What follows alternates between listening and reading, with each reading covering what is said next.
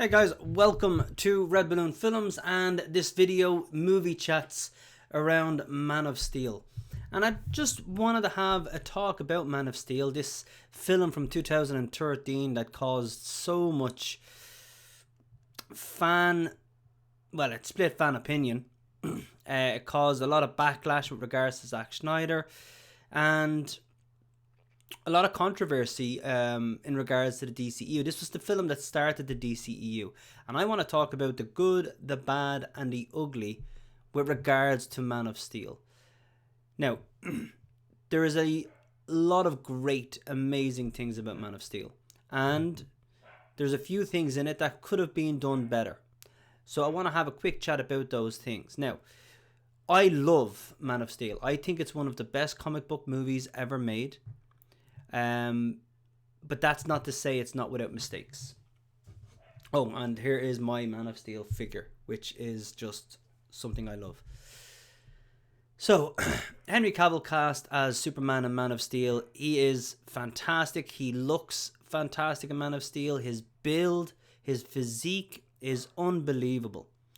But there are issues around maybe his acting, whether or not he was able to truly reflect the charismatic kind of personality of Clark Kent versus Kal-El.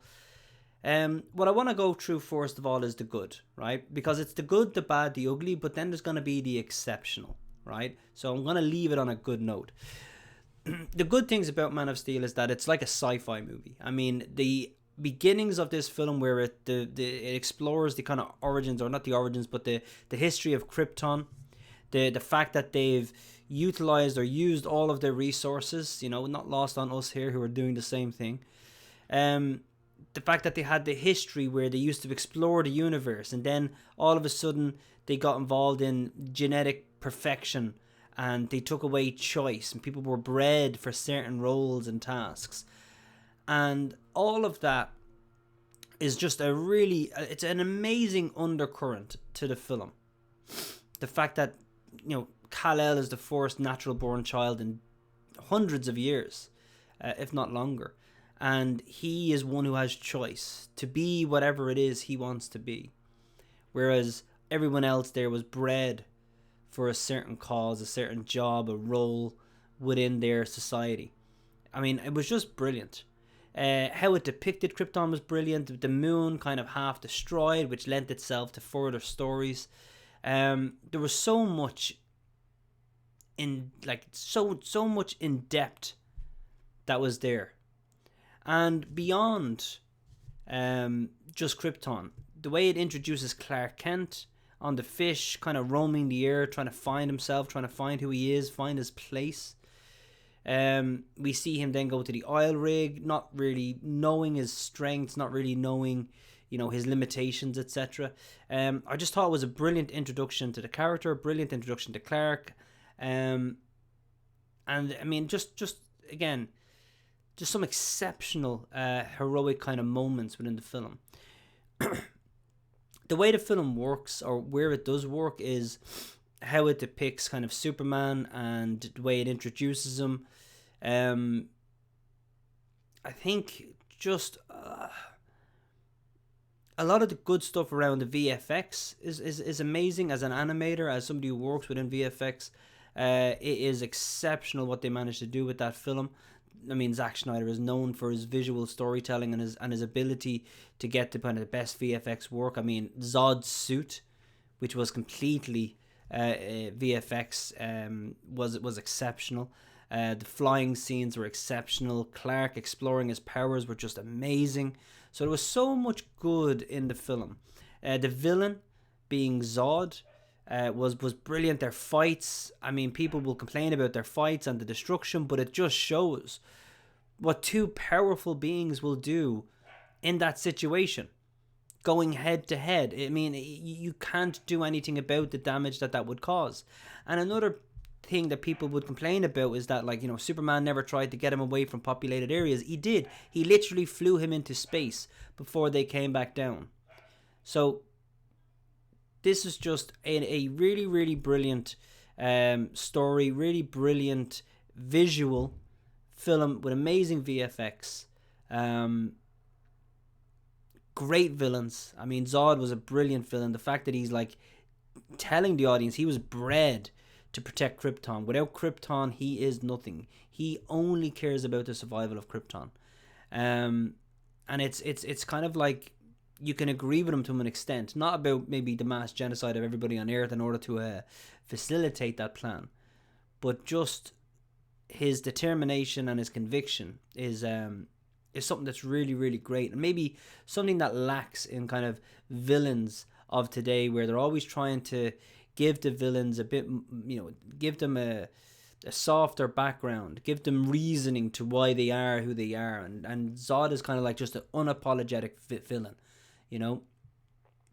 So I do love that. The good stuff, the suit, the Kryptonian, the symbol of Superman, the fact that it means hope, the entire look of the Superman suit, it's all visually gorgeous. The suit was maybe a little bit muted in color. It could have been more saturated, especially the kind of the blue within it, but otherwise you cannot complain about it.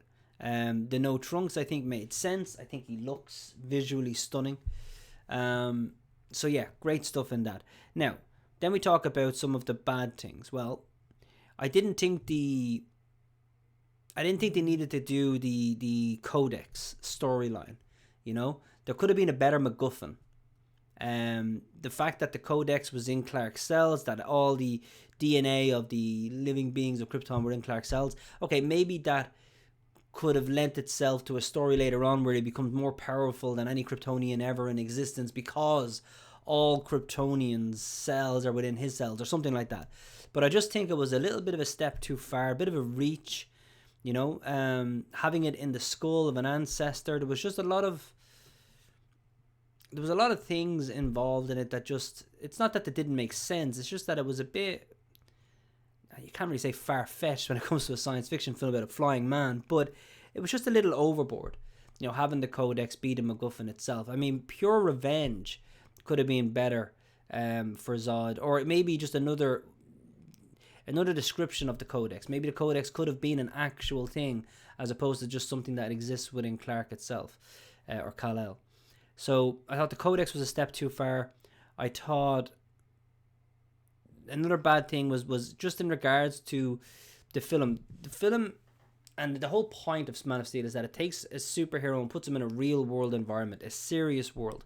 It's not that Clark or Superman was too serious or too dark. It's that the world in which they exist was serious and dark, and the issues that they faced were proper serious issues. So you can't be, he wasn't a Clark who's saving cats in a tree and smiling all the time. I mean, he literally has on his day one to save the Earth 2 or 3 times.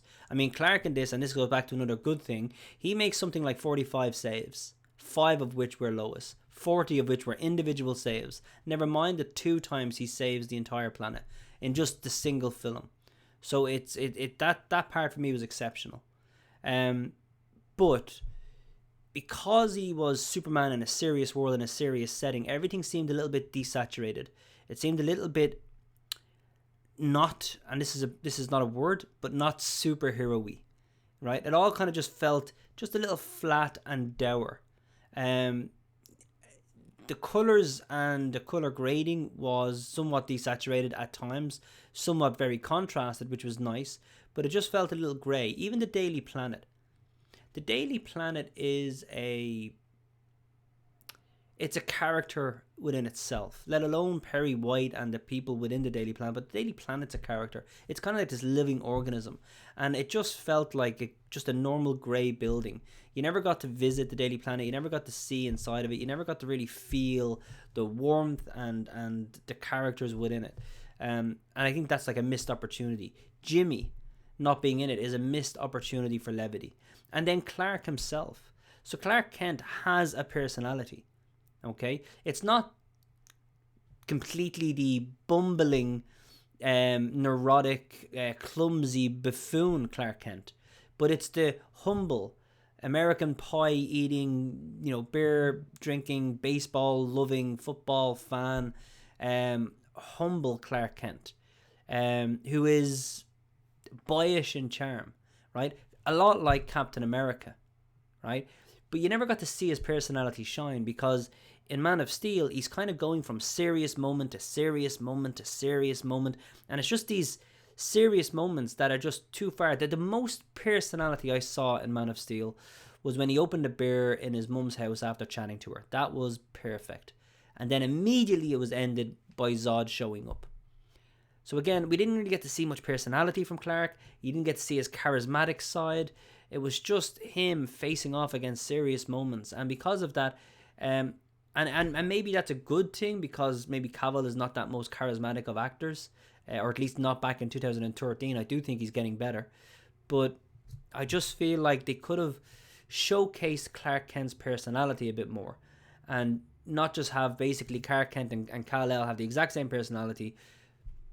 I'd prefer to see a little bit more fun and lightheartedness where it would fit. A little bit more levity and brevity between those serious moments would have been nice.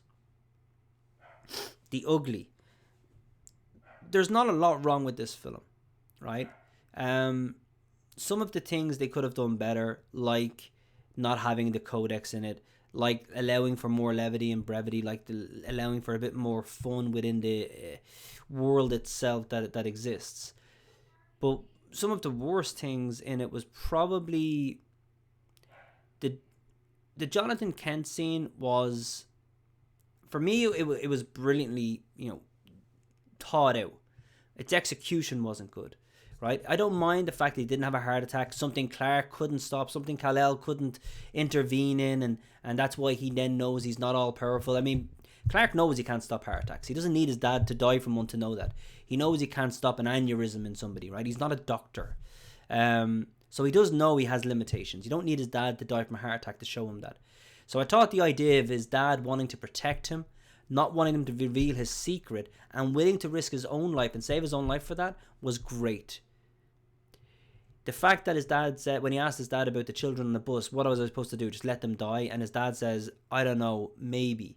It wasn't that he doesn't think Clark should save them, but that he thinks, and he says this in the film, he thinks that if Clark reveals himself, it's going to cost a lot more to the earth than just a bus full of school kids.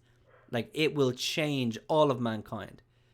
And this is where it was probably the worst part of Man of Steel. The fact that they cast Henry Cavill to play Clark in the tornado scene. I guarantee you that Henry pushed for that. Because he's supposed to be 17 in his final year of school, talking about going to college. This should have been played by the younger Clark Kent, the kid who so brilliantly played Clark in all of the other scenes. In the barn when he sees his alien heritage for the first time, he's like, can't I just be your son?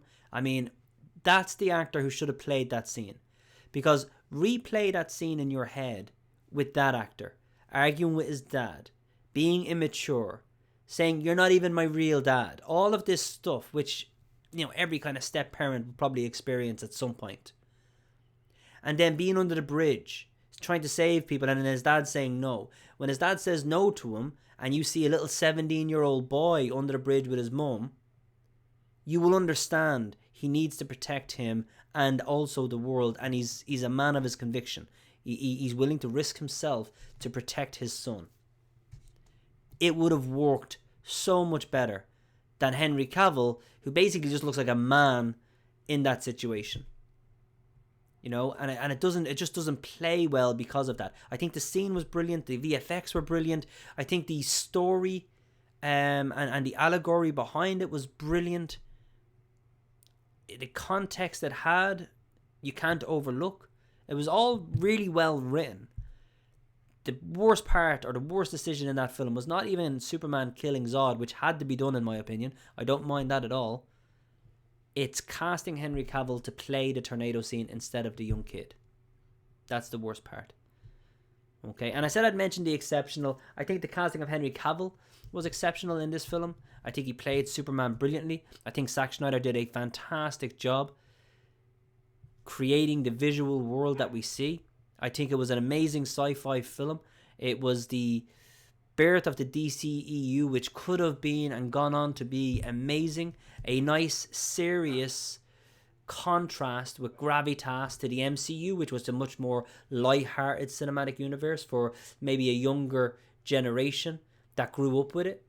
You know, and just, like, I love, you know, probably a third of all the MCU I love. Probably a third of all the MCU I think is good. And there's probably a third of the MCU I think is just rubbish. Right? And I'm going to get into that in another video. But Man of Steel could have been the beginning of a more serious, grown-up cinematic universe. And unfortunately, that universe didn't happen. We can look at that in other videos. But let me know what your thoughts on Man of Steel. What did you think was great? What did you think was bad? And what did you think was the worst parts of the film? And what do you think was the best parts of the film? Anyway, in the comments, let me know what you think. Like, subscribe, and get ready. Episode 2 of Little Bastards is coming soon. Today, I'm going to be working on the dialogue track so I can start animation and get it out in the next week or so. It's going to be a good episode. I hope you guys like it. Otherwise, I'll chat to you real soon.